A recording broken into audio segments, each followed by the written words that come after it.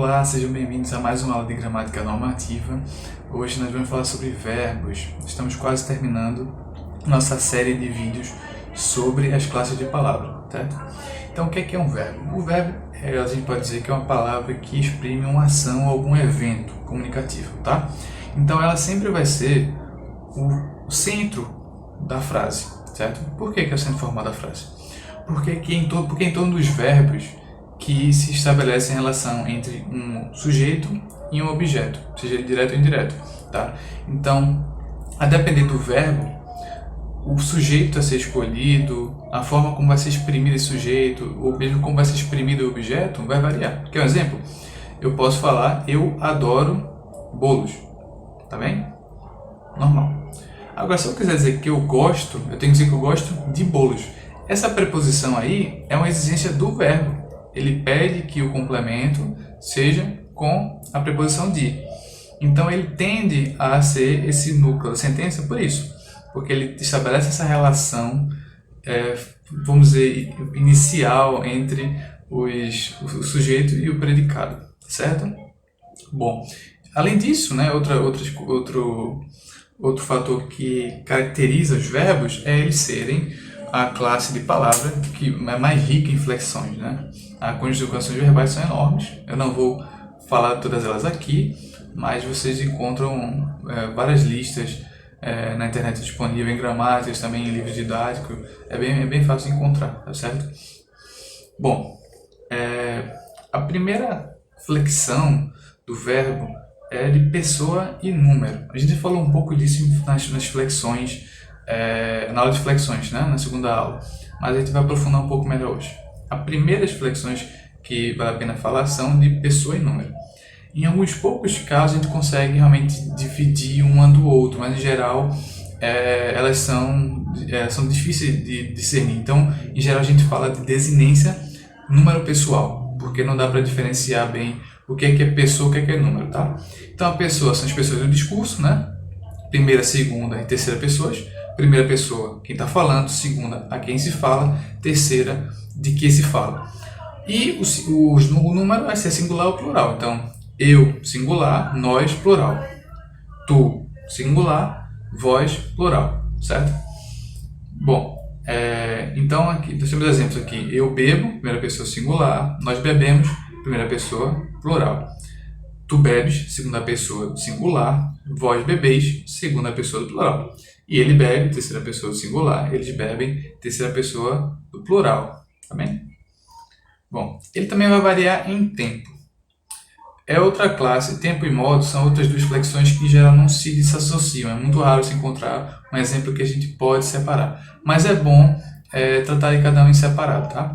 Então, da mesma forma que a gente fala de desinência número pessoal, a gente costuma falar de desinência modo temporal, certo? Mas vamos separar aqui as duas coisas. Então, nós temos três tempos em que o verbo vai ser flexionado, que é passado, presente e futuro. Tá bem? Então, o presente é o momento em que se fala do evento, tá? Não é o momento do evento, é o momento em que se fala. O passado tem como o pretérito tem como referência o tempo passado ao que se fala, o tempo anterior ao que se fala. E o futuro temos como referência um evento que ocorreu após o tempo em que se fala. Bem?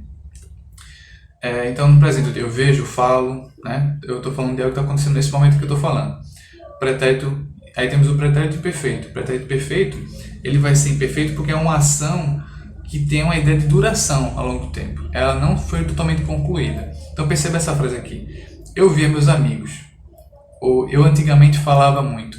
Quando eu digo eu via meus amigos, quer dizer que é uma ação que não foi exatamente concluída, foi interrompida por outra. Então, ela de certa forma tem uma ideia de duração, de repetição. Eu via com frequência meus amigos, né? Eu antigamente falava muito, tá? Geralmente envolve essa ideia de continuidade, de passado não findado totalmente, né? Ou mesmo um passado que foi interrompido por um passado perfeito, que a gente vai ver agora, tá? Então, por exemplo, eu digo, quando eu estava já conseguindo, aconteceu isso. Perceba que é uma ideia de ação interrompida, né?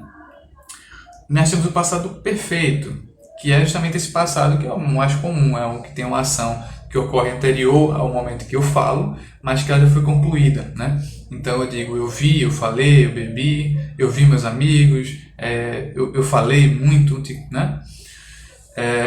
E nós temos o pretérito mais que perfeito, que é uma ação que é anterior a esse passado anterior, né? Por isso que ele é mais que perfeito. Então, por exemplo, aqui, quando eu vi, ele já falara com todos.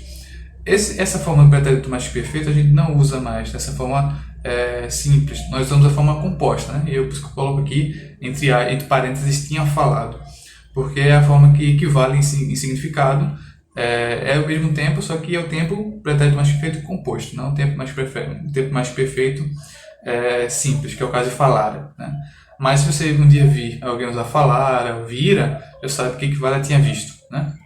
Então essa ação que vai ocorrer antes de uma ação que já foi terminada, né? Então, quando eu vi, é a ação anterior, eu vi, né? Pretérito perfeito, ele já falara com todos. Ele, antes de eu chegar a ver o que aconteceu, ele já tinha falado com todo mundo, basicamente, certo? Bom, e nós temos o futuro também. O futuro vai ter o futuro do presente e o futuro do pretérito, ou também chamado de condicional. Futuro do presente, eu verei, eu falarei, tá? Normal, que a gente usa geralmente a forma forma composta também, né? Que é com o verbo ir, eu vou falar, eu vou ver, que é equivalente a essa forma que é simples, que é eu verei, eu falarei. E temos o futuro do pretérito, que é a forma que chama condicional, né? Então, eu veria, eu falaria. Eu chamo de futuro do pretérito porque assim, se tivesse tal condição, eu teria feito isso. Há uma ideia de possibilidade aí. Mas se prefere usar essa terminologia do que condicional, tá bem? Bom, e aí chegamos ao modo, tá? Nós temos 3 modos, o modo indicativo, o modo subjuntivo e o modo imperativo. O modo indicativo, ele exprime certeza do que eu estou dizendo, tá bem? Então eu digo, eu vi com meus próprios olhos. Isso não é possível com o subjuntivo, tá bom? Porque o subjuntivo, ele vai servir para falarmos de incertezas. Então, geralmente acompanha o modo subjuntivo o talvez, ou mesmo um tomara, que envolve uma ideia de desejo. Então, tomara que ele consiga um emprego. Não é diferente de tomara que ele consegue, não é? Então, ele consegue um emprego, tomara que ele consiga. Talvez ele consiga um emprego. Modo subjuntivo. E nós temos o modo imperativo, que exprime ordem, tá bem? Então, consiga isso, vê isso agora, faça isso, falemos agora disso, tá bem? A próxima variação do verbo, assim dizer, são as formas nominais, tá? Então, eles exprimem o fato de maneira vaga, imprecisa e impessoal. Quais são as 3 formas do verbo que são impessoais? Infinitivo, gerúndio e particípio, tá bem? O infinitivo são aquelas formas terminadas em AR, que em geral a gente entende como são as formas substantivadas do verbo, que equivale a um substantivo, né? A gente pode colocar um artigo antes, inclusive, né? O falar dele é muito bonito. E também são as formas em que a gente cataloga no dicionário. Então a gente chama falar, ver, dormir. Então, são as 3 formas nominais de definitivo. O gerúndio, falando, vendo, dormindo, são tudo aquele, gerúndio é todo aquele verbo que termina com NDO, tá? Vai variar. E o particípio são que terminam com DO. Vai variar apenas a vogal temática, mas falado, visto, dormido. Bem? Em geral, os particípios são usados como se fossem adjetivos, muitas vezes.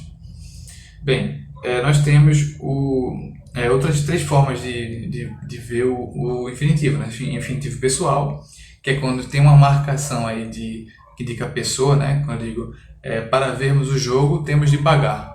Para nós vermos o jogo. É diferente de ver. O ver, um passarinho andando, enfim, é diferente, é impessoal, porque não tem um sujeito. Mas quando tiver um sujeito ligado a esse verbo, ele é a forma pessoal. Então, para nós vermos o jogo, temos de pagar. Que é diferente de o seu andar é muito bonito, né? No seu andar não tem um sujeito com que ele esteja concordando. Ele está aí em uma posição substantivada do verbo, inclusive acompanhada de um determinante, um artigo, né? Que é diferente, eu não poderia colocar um determinante nessa forma vermos, por exemplo. E nós temos o infinitivo pessoal flexionado, que é o que é evidente a flexão de pessoa, que é o caso de vermos, verdes, que você tem realmente uma forma que vai indicar esse mus no final, para onde falarmos, ele indica o número, né, da pessoa, que é o de nós, assim como o falardes implica o vós, né? Falares também, você tem esse S ao final indicando que é uma forma segunda pessoa do singular, e falarem também. Mas nós temos duas formas que são do infinitivo pessoal que não vão ter a flexão explícita, que são para eu ver, para ele ver. Perceba que é a mesma coisa do infinitivo impessoal, né? Não são, não podem ser considerados impessoais, mas eles apenas têm a mesma forma, né? Então, para ver vai ter um sujeito aí, então é necessariamente um infinitivo pessoal, mas ele não vai ter uma marca explícita, um morfema marcando que é de primeira pessoa, certo? Outro aspecto do verbo é a voz, tá bem? A voz você tem três: a voz ativa, ele me chamou, que é a voz mais comum, tá? E a voz passiva, eu fui chamado por ele.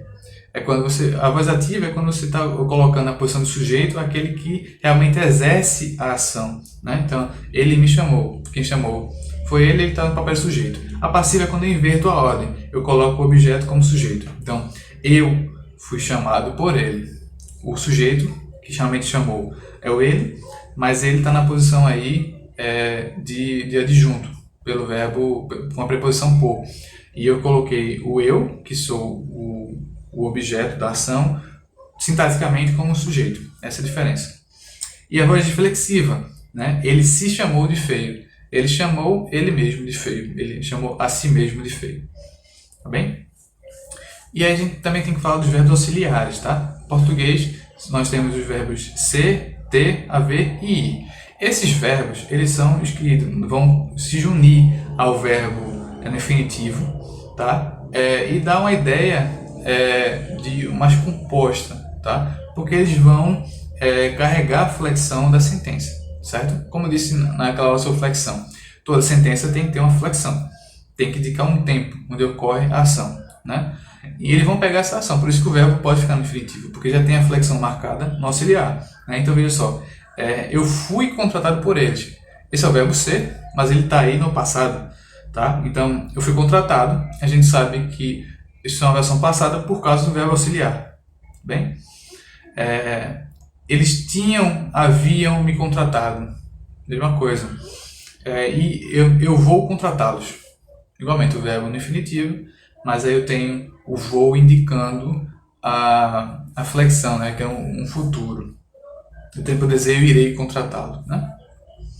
Bom, e nós temos três conjugações, tá? A conjugação terminada em AR, que é a primeira, a conjugação que é o exemplo chamar, casar, falar, o infinitivo em ER, comer, beber, por, ele termina em OR, mas ele é considerado um verbo da segunda conjugação, terminado em R, pelo seu passado etimológico. Era o verbo poer, tá? Até em espanhol você tem, por exemplo, poner, é o verbo que equivale ao português, porque ele tem esse passado terminado em R, tá? Então, apesar de não ter o R no final, ele é considerado a segunda conjugação. Infinitivo em IR, sair, dormir, curtir, tá bom? E, como vocês sabem, esse R indica o infinitivo e essas vogais indicam as vogais temáticas da conjugação, certo? Bom, e agora cabe falar do tempo composto da voz ativa, né? Então, como eu já tinha dito, você tem a possibilidade de fazer isso como uma forma simples, que é a forma sintética, por assim dizer, e a forma composta, que é junto com o verbo auxiliar, né? Então você tem o pretérito perfeito, que se forma com o verbo ter, né, no presente, com o particípio, né? Eu tenho falado. O pretérito mais perfeito composto, ele vai ser formado pelo verbo ter no pretérito e o particípio. Eu tinha falado, né? Eu havia falado. O futuro do presente, você vai ter o auxiliar no futuro do presente, mais o particípio. Eu terei, haverei falado. E o futuro do pretérito, ele fica realmente no futuro do pretérito o auxiliar, e você tem o verbo principal no particípio, né? Eu teria, haveria falado. E temos o tempo composto da voz passiva também, né? Eu digo, eu fui pago por ele, eu posso dizer, eu tenho sido pago por ele. Não, tá bom? Porque eu vou ter o ter no singular, no presente, aliás, desculpa, junto com o verbo ser no particípio, e eu tenho a forma composta da voz passiva, né? Ou eles haviam sido vistos no cinema, também. É outra possibilidade, certo? Bom, e nós temos também, ao lado de tudo isso, que é muita coisa do verbo, as locuções verbais, tá? Que são, por exemplo, quando eu digo eu tenho que ir, eu tenho de ir ali, eu estou tendo problemas, ele anda vacilando, vou estar fazendo isso em breve. Todas essas formas compostas de verbo são chamadas de locuções verbais. Ele não se encaixa em nenhum dos outros exemplos que a gente já deu, tá? Que são as formas canônicas, mas a gente também pode usar essas formas verbais dessa maneira, com esses outros verbos. Então são consideradas locuções verbais, tá? Porque elas têm essa função de verbo, mas elas são compostas por mais de uma palavra, tá bem? Só dar uma notazinha para esse vou estar fazendo isso em breve, evitem, tá? Vocês podem falar isso no dia a dia, é ok, mas se for em qualquer texto formal, evitem falar. Vocês podem substituir sempre por o futuro do presente. Então, vou estar fazendo isso em breve, eu farei isso em breve, ou vou fazer isso em breve, certo? E agora, 3 classificações dos verbos, também são importantes, tá? Nós temos os verbos regulares, irregulares e defectivos. Os verbos regulares são aqueles que têm um paradigma que é linear, comum, não tem variações, tá bom? Então, cantar, bater, partir. Eu canto, eu bato, eu parto, partirei, eu cantarei, eu farei. É sempre, só vai ter uma alteração nos morfemas da desinência número temporal, número pessoal e modo temporal, certo? Não vai ter nenhuma variação na raiz. Diferente dos irregulares, percebam só a diferença. Eu canto, regular, eu trago. Eu já tenho aí uma diferença na raiz, não é? Eu trago, eu digo, eu vou, né? Esses são verbos irregulares que vão ter essa alteração justamente na raiz, não apenas no paradigma de desinências, certo? E nós temos defectivos. Defectivos são aqueles que têm um paradigma verbal incompleto, né? Então, verbos como abolir, demolir, falir, haver, precaver, não vão ter algumas formas. Eu não posso dizer eu demolo, eu abulo, eu falo, eu digo eu vou à falência, né? Então, são formas defectivas por isso, não tem o paradigma verbal completo, tá bem? Bom, um pouco longa a aula de hoje, mas é porque o verbo realmente tem muita coisa para dizer. A gente se vê na próxima. Abraço.